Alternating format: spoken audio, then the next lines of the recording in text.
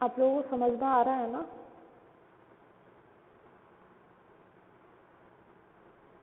ज़्यादा तो नहीं हो रहा है? मैं थोड़ा एक्स्ट्रा बता रही हूँ तो आप लोगों को ऐसा तो नहीं है कि इतना ज़्यादा, ऐसा कुछ तो नहीं है ना? सभी चीज़ें आसानी से समझ आ रही है ना?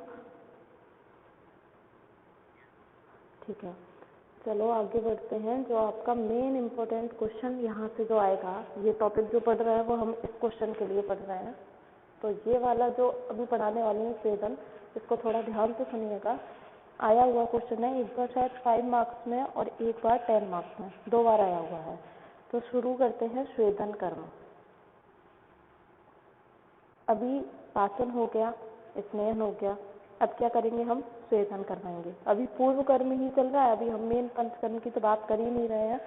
तो देखिए, पूर्व कर्म का अगला टॉपिक है स्वेदन। स्वेदन में क्या करेंगे? अब स्वेदन नाम से ही क्लियर है, स्वेदन में क्या कर रहे हो आप? स्वेद निकाल रहे हो शरीर से, ठीक है। तो स्वेद भी एक तरीके का क्या है? मल है। एक तो वो काम तो चलेगा जो चलेगा। दूसरा ये जो होता है कि स्वेदन जब भी आप करवाते हो तो उसमें अगर आपने कभी एक लाइन पढ़ी हो पंचकर्म के बारे में ध्यान से, तो स्वेदन से क्या होता है, जैसे स्नेहन अभी हमने करवाया ना, तो स्नेहन से तो क्या हुआ कि जो दोष जिस स्थान पे थे वहाँ पे क्या हो गए? उत्क्लेशित हो गए। ये पढ़ा अभी हमने। स्वेदन से क्या होगा? ये उस स्थान पे उत्क्लेशित दोष जो थे वो कहाँ आना शुरू हो जाएंगे? जीआईटी में आना शुरू हो जाएंगे। यानी कि अब इनका विलायमान होना शुरू हो जाएगा। ये अपने स्थान से चल के जीआईटी में आना शुरू हो जाएंगे। या आपकी एक बहुत जानी पहचानी में लाइन बोलूँ कि दोष जो है वो शाखा से कहाँ आ जाएंगे? कोष्ठ में आ जाएंगे। कौन से प्रोसीजर से? स्वेदन और स्नेहन से। तो स्वेदन ने तो दोष को उत्क्लेशित तो कर दिया, अब उत्क्लेशित करके वो वहीं पड़ा है, अब उसको चलाना भी तो है उसकी जगह से, तभी तो वो कहाँ आएगा? जीआईटी में आएगा, कोष्ठ में आएगा। तो वो चलाने वाला काम कौन करेगा? स्वेदन। तो इस कर्म में बालक के शरीर से स्वेद निकाला जाता है, डेफिनेशन से क्लियर है। कृश व दुर्बल बालकों को रोग व अवस्था के अनुसार क्या देना चाहिए? स्वेदन देना चाहिए। क्योंकि एक चीज और आप हमेशा याद रखिए कि स्वेदन जब भी आप करवा रहे हो तो स्वेदन में क्या आ रहा है? पसीना आ रहा है, यानी कि बॉडी के अंदर जो भी वाटर अमाउंट है वो बाहर निकल रहा है, इवेपोरेट हो रहा है। तो अगर बहुत ज़्यादा शरीर से पसीना आ गया तो शरीर के अंदर क्या हो जाएगा? डिहाइड्रेशन हो गया। और डिहाइड्रेशन होते ही क्या होगा? ब्लड वॉल्यूम कम। अब ब्लड वॉल्यूम कम, हाइपोटेंशन, और क्या होगा? फटाफट से बच्चा क्या हो जाएगा? बेहोश हो जाएगा। और अगर ज़्यादा डिहाइड्रेशन हुआ तो कोमा में भी जा सकता है। इसीलिए बोला है कि जो बच्चे क्रश हैं, दुर्बल है, जो झेल नहीं सकते ज़्यादा, जिनके अंदर बल की कमी है, उनमें उनकी रोग और अवस्था के अनुसार ही आपको क्या कराना है? स्वेदन कराना है। ये नहीं कि आपको पंचकर्म बहुत अच्छे से आता है तो आप जो है पेशेंट को बल वगैरह को तो देख नहीं रहे हो, सीधा अपना जो है दिखाने लग गए कि हमें तो स्वेदन बहुत अच्छे से आता है, चलो आज आपका स्वेदन बहुत अच्छा करेंगे। पता चले आपके स्वेदन के चक्कर में बेचारा अपनी जान से हाथ धो बैठा। तो ऐसा नहीं करना है। पहले हमें उसके रोग को, उसके बल को देख लेना है कि इसके अंदर कितनी कैपेसिटी है, किस प्रकार के स्वेदन को ये झेल सकता है, उसके अकॉर्डिंग हम डिसाइड करेंगे। ठीक है। और वो मैंने कॉन्सेप्ट तो मैं बता ही दिया है कि क्या होगा। स्वेदन जब भी आप ज़्यादा करवा दोगे तो क्या होगा? डिहाइड्रेशन हो जाएगा, ब्लड वॉल्यूम कम हो जाएगा, ब्लड सप्लाई कम हो जाएगी, तो उससे क्या होगा? कोमा में भी वो जा सकता है। ठीक है, इसीलिए मृत्यु भी हो सकती है। तो स्तंभनम गौरव शीतघ्नम स्वेदनम स्वेदकारकम। लेकिन आपने स्वेदन जो है वो सम्यक तरीके से कराया, जितना जरूरी था उतना ही कराया। तो स्वेदन क्या करेगा? शरीर की जकड़ाहट को दूर करेगा, शरीर की गुरुता को दूर करेगा। क्योंकि स्वेदन कैसा होता है? उष्ण होता है। और कैसा होगा? जो कफ है उसके अपोजिट काम करेगा। तो गुरुता को कौन बढ़ाता है? कफ बढ़ाता है। इसीलिए स्वेदन से क्या होगा? जो कफ है उसका नाश हो जाएगा, इसीलिए शरीर के भारीपन का भी क्या हो जाएगा? नाश हो जाएगा। दूसरा भी मैंने आपको बताया कि स्वेदन कैसा होता है? उष्ण होता है। और ये क्या करेगा? शरीर में बढ़ी हुई शीतलता का क्या कर देगा? नाश कर देगा अपने उष्ण गुण के कारण। तो स्वेदन से क्या क्या फायदे मिलेंगे कि अगर किसी की स्टिफनेस आ रखी है बॉडी में तो वो स्वेदन करा सकता है। शरीर के भारीपन को दूर करेगा, शरीर की शीतलता को दूर करेगा। अब सर्दियां आ रही हैं, सर्दियाँ आती हैं तो क्या करते हैं, हीटर चला लिया, वो भी क्या है, एक तरीके का स्वेदन है। क्यों? क्योंकि हाथ एकदम ठंडे हो रखे हैं, चलो थोड़ा सा सेक लेते हैं, आग पर तपा रहे हो या जो भी कर रहे हो, तो वो भी एक तरीके का क्या है, स्वेदन है। उससे हम अपनी शीतलता का क्या कर रहे हैं, नाश कर रहे हैं, और शरीर से पसीना निकलता है। ये मोटी मोटी बात है स्वेदन के बारे में। फिर उसके बाद ये आएगा आपका क्वेश्चन। ये अब तक जो चल रहा था वो तो आपके जनरल नॉलेज के लिए था, लेकिन ये आएगा एग्जाम में क्वेश्चन 5 मार्क्स का, जो मैं बताने वाली हूँ। आचार्य काश्यप ने शिशु की रोग व अवस्था के अनुसार 8 प्रकार के स्वेदन बताए हैं। तो आपसे क्वेश्चन क्या पूछा जाएगा एग्जाम में, आचार्य काश्यप के अनुसार अष्टविध स्वेद का वर्णन कीजिए। आचार्य काश्यप के अनुसार अष्टविध स्वेद का वर्णन कीजिए। तो ये पॉइंट से एक बात तो आपको क्लियर हो चुकी है कि आचार्य काश्यप ने स्वेद कितने प्रकार के बताए हैं, 8 प्रकार के। ठीक है, एक सेकंड।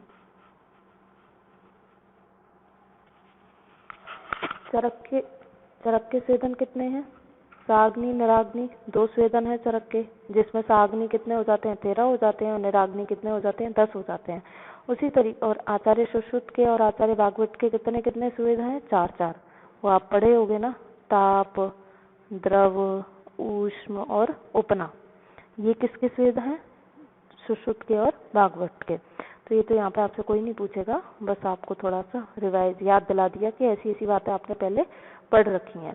तो आचार्य काश्यप की ही बात यहाँ पे की जाएगी, क्योंकि आप कौमार व्रत पढ़ रहे हो, इसीलिए या तो आपसे 2 मार्क्स में क्वेश्चन पूछा जाएगा कि 8 प्रकार के स्वेद के नाम बताइए अकॉर्डिंग टू आचार्य काश्यप, या फिर आपसे 5 या 10 मार्क्स पे क्वेश्चन आएगा कि आचार्य काश्यप के अनुसार स्वेद का वर्णन कीजिए। तो देखिए इन्होंने 8 कौन कौन से स्वेद बताए हैं। तो अगर आप कोटेशन याद कर लोगे तो आप भूलोगे नहीं, वरना कंफ्यूज हो जाओगे कि कौन कौन से स्वेद इसने बताए हैं।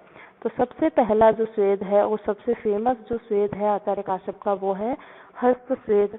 सेकंड है प्रदेय, तीसरा है नाड़ी, फिर है प्रस्तर, संकर, उपनाह और अवगा, फिर आता है परिषेक। इस तरीके से आचार्य काश्यप ने 8 प्रकार के स्वेद बताए हैं।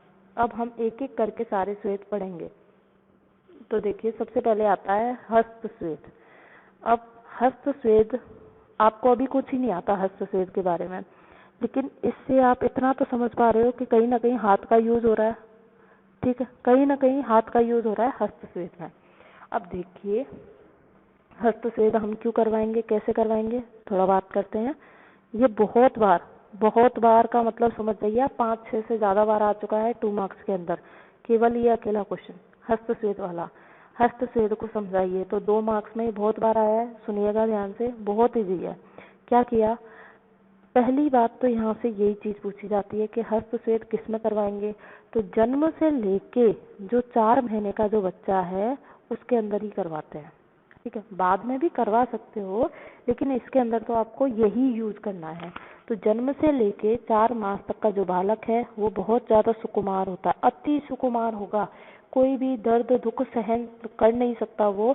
इसीलिए क्या करेंगे, इस स्थिति में अग्नि द्वारा अपने हाथों को गर्म करके, क्या किया आपने, अपने हाथों को अग्नि से तपाया और बच्चे के शरीर से लगा दिया।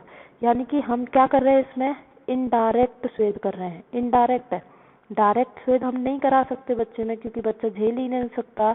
4 महीने के बच्चे में बिल्कुल दम ही नहीं है, वो नहीं झेल सकता, इसीलिए हम डायरेक्ट नहीं करवाएंगे। कौन सा स्वेद करवाएंगे, इनडायरेक्ट। तो इसके लिए हम क्या करेंगे कि अग्नि से, जैसे कि तवा गरम करके लाए, उस पर कपड़ा रखा, कपड़े से अपने हाथ को गरम किया और बच्चे के शरीर पर लगा दिया। इस तरीके से अगर आप स्वेद करवा रहे हो तो वो होता है हस्त स्वेद। ठीक है, या फिर आप क्या कर सकते हो हस्त स्वेद के अंदर, जैसे कि अभी सर्दियां आ रही हैं, हम अपने हाथों को, दोनों हाथों को रब करते हैं, तो थोड़ी सी हीट जनरेट होती है ना, उससे भी आप क्या करा सकते हो, स्वेदन करवा सकते हो। तो वो भी किसके अंदर आता है, हस्त स्वेद के अंदर आता है। तो सबसे पहली बात जो आपको इम्पोर्टेंट है, याद रखनी है, वो है जन्म से 4 मास तक का जो स्वेद है वो किसके अंदर करवाया जाएगा, हस्त स्वेद के, सॉरी, जन्म से 4 मास तक के बच्चे के अंदर कौन सा स्वेद करवाया जाएगा, हस्त स्वेद करवाया जाएगा। क्या कर रहे हैं, अग्नि द्वारा खुद के हाथों को गर्म करके बालक के शरीर को स्पर्श कराएंगे, इसे क्या बोलेंगे, हस्त स्वेद बोलेंगे। फिर उसके बाद लिखा गया है, शोधन काल में बालकों को शूल होने पर उन्हें क्या देना है, हस्त स्वेद देना है। क्योंकि शूल किसकी वजह से होगा, वात की वजह से होगा। और वात के अंदर जो गुण है शीत गुण, उसका विनाश कौन करेगा, स्वेद का उष्ण गुण करेगा। इसीलिए हम स्वेदन कैसे करवाएंगे, कौन से काल में करवाएंगे, जब आप उसका शोधन करवा रहे हो बच्चे का, उस टाइम पे अगर उसे किसी वजह से पेन हो रहा है। और पेन के लिए आपको हमेशा याद रखना है कि शूल जो है वो बिना वायु के नहीं हो सकता, और वायु के लिए हम स्वेदन चिकित्सा का यूज करते हैं। तो यहाँ पे हम क्या करवा देंगे, हाथों को गर्म करके उसका स्वेदन करा देंगे। तो ये रहा बच्चे का हस्त स्वेद। फिर उसके बाद आता है प्रदेह। प्रदेह के अंदर क्या करेंगे, प्रदेह एक तरीके का क्या होता है, लेप होता है। ठीक है, प्रदेह में क्या करते हैं, एक तरीके का लेप का यूज करते हैं। तो यहाँ पे हम क्या करेंगे, प्रदेह स्वेद अर्थात लेप करने से होने वाले स्वेदन। जैसे आपने कोई भी लिया, दशांग लेप लेके आया, उसके अंदर आपने हरीत की मिला ली, कुछ भी मिला लिया, दशांग लेप बना हुआ आता है मार्केट में। दशांग लेप लेके आए, उसको आपने तवे पर गर्म किया, तवे पर गर्म करके और फिर कोई भी जो अफेक्टेड पार्ट है उस पर लगा लिया। तो उस लेप के कारण, उस गर्म लेप के कारण उस पार्ट का क्या हो रहा है, स्वेदन हो रहा है। इसीलिए इसको क्या बोला गया है, प्रदेह स्वेद। देह पर प्रलेप किया गया, लेप करके स्वेद किया गया, इसीलिए नाम रखा गया है प्रदेह स्वेद। इससे क्या होगा, देखिए, गल कर्ण, शिरमन्या, आंख व अभिष्यंत रोग के कारण शरीर में अगर शोथ की उत्पत्ति हो जाती है तो उसे प्रदेह स्वेद कहते हैं। इसका एक एग्जाम्पल बताती हूँ। आजकल जब भी चोट लग जाती है तो हम क्या कहते हैं, गरम पट्टी लेके आए मार्केट से, थोड़ा सा कोई भी आपने जेल लगाया, कोई भी पेन किलर होता है जो भी, वो आपने लगाया और फिर उस पर पूरी रात आपने वो गरम पट्टी जो भी बोल रहे हो आप, वो बांध ली। वो एक तरीका क्या है, प्रदेह स्वेद है। तो यहाँ प्रदेह स्वेद से क्या होगा, जिस भी रीजन के कारण शरीर में शोथ हो रहा है, इन्फ्लामेशन हो रहा है, उसके अंदर क्या मिलेगी, शांति मिलेगी। और वहां पे आपको क्या करना है, प्रदेह स्वेद कराना है। तो ये मैं कह सकती हूँ कि प्रदेह स्वेद एक तरीके का क्या है, एकांग स्वेद है।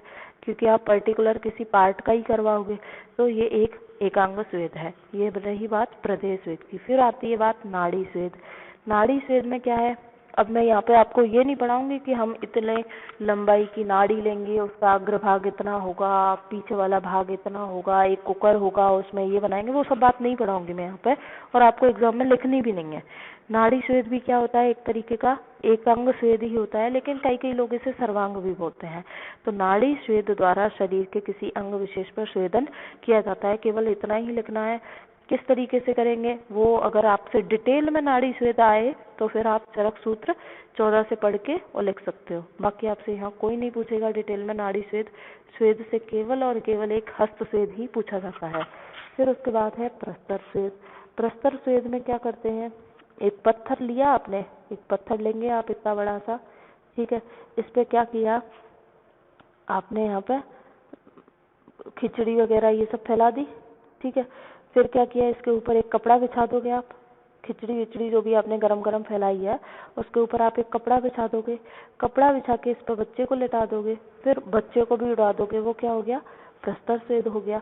तो पत्थर पर वात शामक गरम द्रव्य, जो खिचड़ी जो भी आप मांस रस वगैरह यूज कर रहे हो वो आप फैलाओगे। कैसे होने चाहिए, गर्म होने चाहिए। उनको बिछा करके जो स्वेदन किया जाता है वो क्या होता है, प्रस्तर। तो क्या रहेगा कि ये किसमें आप पत्थर लीजिए, वो शायद 6 फीट ऐसे कुछ करके है, मुझे याद नहीं है। फिर इसमें आपने खिचड़ी विचड़ी फैला दी, फिर इस पे एक कपड़ा बिछाएंगे, बच्चे को लटा देंगे, उसको उड़ा देंगे और उसका स्वेदन होता रहेगा। वो होता है प्रस्तर स्वेद। फिर उसके बाद नेक्स्ट है संकर स्वेद। संकर में क्या है, पोटली बनाते हैं। आपने अपने हॉस्पिटल में सुना होगा पत्रपिंड स्वेद, शाली सस्तिक स्वेद, ऐसे कुछ नाम सुने आपने। तो वो किसके अंदर आते हैं, संकर स्वेद के अंदर। वो किसके अंदर आएंगे, संकर स्वेद। संकर का मतलब क्या होता है, संकर का मतलब होता है कि कोई भी दो चीज का यूज करके बनाई गई हो, हाइब्रिड जो हम बोलते हैं, कि जिसमें 2 से ज्यादा मटेरियल का यूज किया हुआ हो। तो उससे हम चाहे वो हम जो है रूक्ष उष्ण द्रव्य का यूज कर रहे हैं, जैसे चावल ले लिए, उसके साथ आपने बलामूल ले ली या अन्य कोई धान्य ले लिया, उससे आप पोटली बना रहे हो, तो वो आता है संकर स्वेद। थोड़ा सा बताती हूँ इसके अंदर क्या करेंगे। देखो, संकर स्वेद में या तो जो है पत्रपिंड स्वेद आएगा या सस्तिकशाली आएगा। तो पत्रपिंड में क्या किया आपने, सारे के सारे वातशामक पत्ते आप तोड़ लाए, उनको आप फ्राई करके उनके अंदर जो भी मेथी वगैरह जो भी मिलाते हैं कल्क द्रव्य वो मिला लोगे और उसकी पोटली बना लोगे, और उस पोटली को तेल के अंदर डुबो डुबो के स्वेद करते हैं, वो होता है पत्रपिंड स्वेद। इसी तरीके से सस्टिक शालिक की पोटली बनाओगे और उस सस्टिक शालिक से जो आप चावल का जो धान्य है उसे आप जो स्वेदन कर रहे हो वो आता है संकर स्वेद। तो संकर में केवल आपको पोटली याद रखनी है, किसके अंदर क्या आएगी, पोटली आएगी। तो विभिन्न प्रकार के द्रव्यों को गर्म करके पोटली बनाकर जो स्वेदन किया जाता है वो होता है संकर स्वेद। फिर आता है उपना। उपना का मतलब होता है पुलटिस, जो अभी अपन ने प्रदेह के अंदर पढ़ा है वो एक तरीके का उपना ही है। आचार्य सुश्रुत ने तो उपना के पार्ट के अंदर प्रदेह को बताया है। प्रदेह के उपना के 3 भेद बताए हैं, उनमें से एक भेद प्रदेह भी होता है, ऐसा आचार्य सुश्रुत ने बताया है। ठीक है, लेकिन आचार्य काश्यप ने 2 बातें अलग अलग कह दी। होते उपना और प्रदेह में कुछ अंतर नहीं है, सेम ही चीज है, लेकिन इन्होंने भेद अलग अलग कर दिए क्योंकि ये दूसरों का नकल कर करके लिख रहे थे। तो इन्होंने बोला कि जब सुश्रुत ने भेद बताए तो मैं तो अलग अलग बताऊंगा, ऐसा इन्होंने इसलिए लिख दिया। तो उपना का अर्थ क्या होता है, पोल्टिस। वही बात हो गई कि गर्म द्रव्यों को प्रभावित अंग पर रख करके वस्त्र की पट्टी बांध रहे हो, वही उपना है। बताओ मुझे, प्रदेह में भी तो हमने यही किया था, प्रदेह में भी तो हम लेप करके स्वेदन कर रहे हैं। या फिर इन्होंने शायद ये बोला होगा कि प्रदेह में आप ऊपर से पट्टी नहीं बांधोगे, केवल लेप करके छोड़ दोगे गरम गरम, वो प्रदेह हो जाएगा। जिसमें आप ऊपर से पट्टी बांध दोगे कपड़े की, वो क्या हो जाएगा, उपना हो जाएगा। बस इतना सा डिफरेंस इसमें समझ आता है, बाकी इसमें कोई डिफरेंस नहीं है, क्योंकि उपनाह का एक भेद होता है प्रदेह, इसलिए कोई डिफरेंस नहीं है। फिर आता है अवगा। अवगा होता है जकूजी, सब जानते होगे, बाथ टब, ठीक है, तो वो होता है अवगा। इसमें क्या किया, जकूजी है आपके पास, उसके अंदर आपने गर्म पानी भरा, गर्म पानी में आपने वातर द्रव्यों का क्वाथ डाल दिया, मतलब गर्म पानी का मतलब वातर द्रव्यों का क्वाथ डाल दिया। उसके अंदर आपने घी तेल जो भी चीजें डालनी थी सब डाल दी, और डाल के आप खुद उसमें बैठ गए, पूरे के पूरे बैठ गए, सर्वांग स्वेद। आधे बाहर आधे अंदर, अर्धांग स्वेद। केवल एक ही पार्ट, एक पैर या एक हाथ को ही उसमें डुबाया है तो एकांग स्वेद। यानी कि वात हर द्रव्यों के पत्रों के क्वाथ, घी तेल आदि को टब में भर करके एकांग अर्धांग या सर्वांग स्वेद करना क्या कहलाता है, अवगा स्वेद कहलाता है। फिर उसके बाद है परिषेक, 8वां टाइप लास्ट है। परिषेक में क्या है, वातग्न व वात कफग्न औषधियों के क्वाथ से सिर पर धारा गिराना क्या कहलाता है, परिषेक। कोई तो कह देता है धारा गिराओ, कोई कहता है जो आपने पढ़ा होगा एक वर्षूलिका, कि आपके पास एक ऐसी मटकी है जिसमें 1000 छेद हो रखे हो, एक ऐसी मटकी जिसमें 1000 छेद हो रखे हों, उसके अंदर आपने क्वाथ द्रव्य भरे और उसको आप पूरे बॉडी पे घुमा रहे हो, तो वो क्या हो गया, परिषेक। यानी कि एक तरीके से हम बोल सकते हैं फव्वारा टाइप, तो वो होता है परिषेक। वातग्न व वात कफग्न औषधियों के क्वाथ को सिर से खूब सारी धारा गिरा रहे हो, सहस्त्र धारा लिख लेना यहाँ पे, ठीक है, तो क्या हो गया, वो परिषेक हो गया। फिर उसके बाद वमन पढ़ा दूं या कल पढ़ाऊं, थोड़ा सा ही रह गया, सुन सकते हो?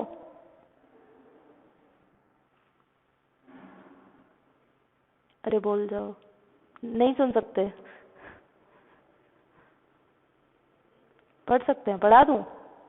चलो थोड़ा सा और पढ़ लेते हैं, खत्म हो जाएगा आपका ये टॉपिक आज पूरा। अब इसमें ज्यादा कुछ है भी नहीं, थोड़ा थोड़ा ही बताना है। देखो नेक्स्ट है वमन कर्म। ये तो हो गया स्नेहन और स्वेदन। तो क्वेश्चन आपका केवल स्वेदन से आएगा। अब आगे जो भी मैं रामायण गाऊंगी उससे कोई क्वेश्चन नहीं आएगा आपका, लेकिन पढ़ना तो है ही, सिलेबस में है। तो देखिए वमन कर्म, वमन के बारे में सब जानते हो आप लोग कि वमन किसके लिए करवा रहे हैं, कफ के लिए करवा रहे हैं। तो आमाशय में जो कफ उपस्थित है उसको हमें बाहर निकालना है। उसके लिए आप क्या लोगे, मुख से औषध दोगे, और एक मुहूर्त के अंदर अंदर, ये छोटी छोटी बात कर रही हूँ मैं, एक मुहूर्त के अंदर अंदर वो औषध के द्वारा आपको क्या हो जाएगा, वमन हो जाएगा। तो एक मुहूर्त के अंदर हो रहा है, यानी कि 48 मिनट या 45 मिनट के अंदर वमन कर्म हो रहा है। तो एक चीज तो आपको क्लियर हो गई होगी कि वमन की औषध का पाक नहीं होगा, क्योंकि जो औषध पचेगी, क्योंकि पचने के लिए औषध को कितना टाइम चाहिए, 2 याम का टाइम चाहिए, 6 घंटे चाहिए। अब 6 घंटे में पचेगी तो वमन कौन कराएगा, इसीलिए बोला है कि वमन की औषध जो है वो बिना पचे ही जो है दोष को बाहर निकाल देती है। तो ये तो छोटी सी बात बोली है, ज़्यादा लोड मत लेना इस बात का, केवल नॉलेज के लिए। तो वमन की बात करती हूँ अब मैं। ऊर्ध्व भाग दोष हरणम, जो ऊर्ध्व भाग के दोष को बाहर निकाले वो क्या हो गया, वमन कर्म हो गया। बालकों में, अब देखो आपको ये लाइनें याद रखनी है कि बच्चे में कब कौन सी एज के बाद कौन सा प्रोसीजर आप करवाओगे। तो बालकों में 6 वर्ष की आयु के बाद वमन कर्म करवाना है, इससे पहले नहीं करना है। लेकिन कुछ आचार्य इससे पहले भी करवाएंगे, तो वो कैसे करवाएंगे वो भी हम पढ़ेंगे। भागवत ने भी एक बात बोल दी कि 10 से कम और 60 से बाद आपको वमन नहीं करवाना है। ये अलग अलग आचार्यों ने अलग अलग बातें बोली हैं।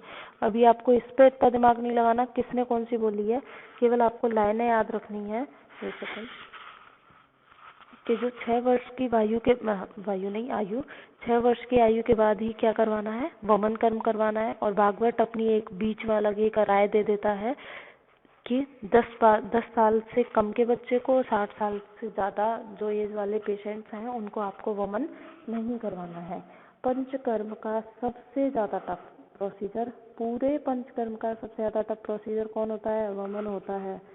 क्योंकि वमन के अंदर हालत बहुत टाइट हो जाती है, पेरास्टाल्टिक मूवमेंट इतने ज़्यादा तेज होते हैं इस वजह से। फिर देखिए गर्भोदक वमन। अब यहाँ पे बात बोली कि 6 वर्ष की आयु के बाद ही करवाना है, लेकिन सबसे पहले जब बच्चा पैदा होते ही हम तो करवा देते हैं। पढ़ाया भी है मैंने आपको परिचर्या के अंदर गर्भोदक वमन। तो उसमें क्या है, सेंधा व घृत का यूज कर रहे हो आप, फिर बच्चे को क्या करवा रहे हो, वमन करवा रहे हो। तो ये जो वमन होता है वो जन्म साथ में होता है, ठीक है।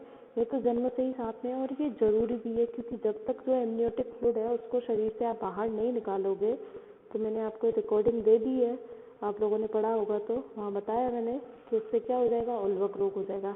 इसीलिए ये गर्भोदक वमन तो क्या है, जरूरी है। ये तो जन्म साथ में होता है, जैसे बोलते हैं ना घृत जो होता है वो जन्म साथ में होता है, इसी तरीके से ये जो गर्भोदक वमन होता है वो जन्म साथ में होता है, क्योंकि ये इसको शरीर से बाहर निकालना क्या है, जरूरी है। लेकिन आप अगर दूसरी औषध देके, जैसे मदन फल दे दी आपने, वचा दे दी, शतप दे दी, ये देके जो वमन करवाओगे वो जन्म साथ में नहीं होता है। इसीलिए वो केवल हम उस कंडीशन में करवाएंगे जब बच्चा रोगी होगा, उस कंडीशन में। आचार्य शारंगधर ने वमन प्रतिमर्श नस्य को जन्म से ही साथ में माना है। देखो अलग अलग आचार्य अलग अलग बात बोलेंगे, आप लोगों का दिमाग खराब करेंगे, तो अपना दिमाग खराब नहीं करना है किसी भी आचार्य की वजह से। शारंगधर को गायब कर देना, गायब कर देना, अगर चाहो तो गायब कर देना। कि और याद रखो भी तो ये तो याद भले ही मत रखना कि शारंगधर ने तो ये बोला था, भागवत ने ये बोला, काश्यप ने ये बोला, चरक ने ये बोला। इन चीज़ों में अभी से मत पढ़ो आप, भेजा फ्राई हो जाएगा, क्योंकि बहुत सारी चीज़ें आपके पास अभी पढ़ने को, ये चीज़ें बाद में देखेंगे। तो शारंगधर ने अपनी एक अलग लाइन दे दी कि जो वमन होगा वो जन्म साथ में है। वो इसने लाइन कहीं और से नहीं उठाई, वो यही लाइन उठाई इसने कि आप गर्भोदक वमन करवा रहे हो तब भी तो बच्चे को कुछ नहीं हो रहा, तो आप औषध देकर करवाओगे तो क्यों होगा। इसीलिए इसने बोल दिया कि वमन हो गया। प्रतिमर्श नस्य तो जन्म साथ में होता है, ये बात तो सारे आचार्य कहते हैं। एक प्रतिमर्श नस्य, दूसरी मात्रा बस्ती, ये क्या होती है, जन्म साथ में होती है। जन्म साथ में का मतलब कि लाभदायक होती है, इसको आप किसी भी अवस्था में दे सकते हो। तो ये भी क्या हो गए, जन्म साथ में हो गए। अब शारंगधर ने जब ये बात बोल दी कि जन्म साथ में होता है, तो यही बताएगा कि बच्चे में आप इस बच्चे में ये इस तरीके से वमन करा दो। तो जो बच्चे क्षीराद हैं, जो केवल क्षीर का पान करते हैं, उसमें आप वामक द्रव्य दोगे। तो वमन द्रव्य कौन कौन से होते हैं, मदन फल, पिपली, सेंधव और मधु तो हर चीज में आएंगे। पंचकर्म का कोई भी प्रोसीजर हो उसमें सेंधव और मधु तो रहेंगे ही रहेंगे। एक बार को मधु फिर भी हट जाएगा, लेकिन सेंधव हर चीज में आएगा, हर चीज में। चाहे आप बस्ती दे रहे हो, चाहे आप वमन औषध दे रहे हो, चाहे आप विरेचन औषध दे रहे हो, चाहे आप नस्य करा रहे हो, सेंधव हर जगह आएगा। तो ये रट लेना, आपको कुछ याद नहीं आ रहा है ना तो आप सेंधव लिख देना। बाकी इतना मुझे आप पे भरोसा है कि आप मदन फल भूलोगे नहीं, मदन फल तो आपको पता है, ये तो आपको याद रहेगा ही रहेगा। तो वामक द्रव्य मदन फल, पिपली, सेंधव और मधु। अब बच्चे को तो आप डायरेक्ट दे नहीं सकते, तो आपको जो 1 वर्ष का जो बालक है, जो क्षीराद है, जो केवल क्षीर पान करता है या केवल और केवल स्तन पान करता है, उसको आप डायरेक्ट औषध तो दे नहीं सकते क्योंकि तीक्ष्ण होती हैं, इसीलिए आप कैसे दोगे कि जो क्षीराद को आपको वमन कराना है, तो ये जो वामक द्रव्य लिए इनको आपने पीस करके क्या बोलोगे उसकी माँ को दे दोगे स्तन पर लेप करने के लिए। फिर जब वो लेप सूख जाएगा उसके बाद उसकी माँ को क्या करना है, स्तन का प्रक्षालन करना है और फिर बच्चे को दूध पिलाना है, स्तनपान कराना है, और इतनी ही प्रोसीजर से बच्चे को क्या हो जाएगा, वमन हो जाएगा। तो इस तरीके से जो क्षीराद बच्चे होते हैं उनके अंदर हम क्या करवाते हैं, वमन करवाते हैं। स्तन पर लेप करेंगे, सुखाएंगे, फिर धुला देंगे उसको, फिर दूध पिला देंगे। ये हो गया क्षीराद के अंदर वमन। फिर आता है क्षीरान्नाद। क्षीरान्नाद में क्या किया, ब्रेस्ट मिल्क लेंगे, उसको लेकर के उसके अंदर मदन फल और वसा मिला के घोल के बच्चे को ऊपर से पिला देंगे चम्मच से। इस तरीके से वमन कराना है क्षीरान्नाद में। अन्नाद तो अब ये खा पी सकता है, 3 से 16 साल का बच्चा है, ये आराम से खा पी सकता है, इसको कोई परेशानी नहीं है। तो इसको क्या देना है आपको, मदन फल, वचा, सेंधव, सरसत का क्वास आकंत पिलाना है। अब आजकल के बच्चे दूध तो पीते नहीं है, ये औषध पिएंगे क्या, कोई नहीं पिएगा। तो लेकिन लिखा है वो आपको लिखना है कि आपने क्वाथ बनाया और बच्चे को एकदम नाक तक जब भर जाए उसका तब तक पिलाना है, आकंत पान कराना है। और वमन द्रव्यों की मात्रा रोग की तीव्रता पर निर्भर करती है। ये तो लाइन आपको हर जगह लिखनी है। बाकी अन्नाद में कैसे करोगे आप कि जो भी औषध है जो वमन के लिए यूज हो रही है उनका आपको क्वाथ बच्चों को आखंड पान कराना है और 1 मुहूर्त बाद क्या हो जाएगा, बच्चे के अंदर वमन हो जाएगा। तो इस तरीके से जो वमन की बात है वो की गई है।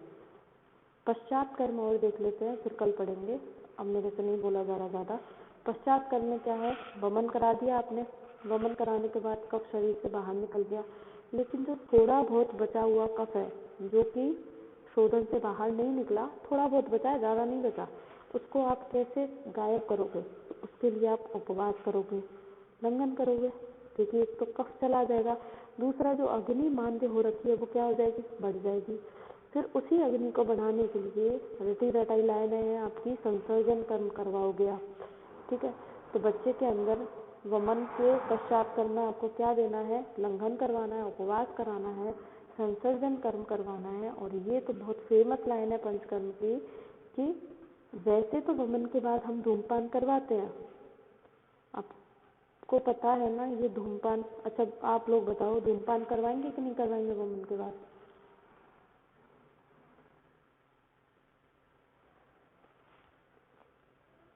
आप दोनों अभी चले गए क्या, रूपाली? धूमपान वमन के बाद करवाएंगे या विरेचन के बाद करवाएंगे? कौन से प्रोसीजर के बाद धूमपान करवाते हैं?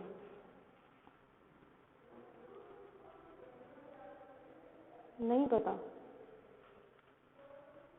चलो कोई बात नहीं। देखो वमन किसके लिए करवाया हमने, कफ के लिए करवाया। और धूमपान कैसा होता है, उष्ण होता है, इसीलिए हम वमन के बाद तो धूमपान करवाते हैं, लेकिन बच्चों के अंदर धूमपान नहीं करवाते, इसीलिए यहाँ पे धूमपान निषिद्ध है। लेकिन ये रूल सेट नहीं करना है आपको। रूल तो ये है कि जब भी आपने वमन करवाया है उसके बाद आपको 1 मुहूर्त बाद धूमपान करवाना है।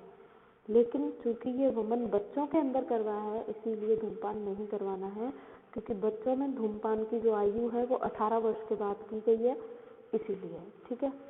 बाकी की बात करूँगी मैं कल की क्लास में। आपका जो भी अगर किसी को कुछ पूछना हो तो वो पूछ सकते हो।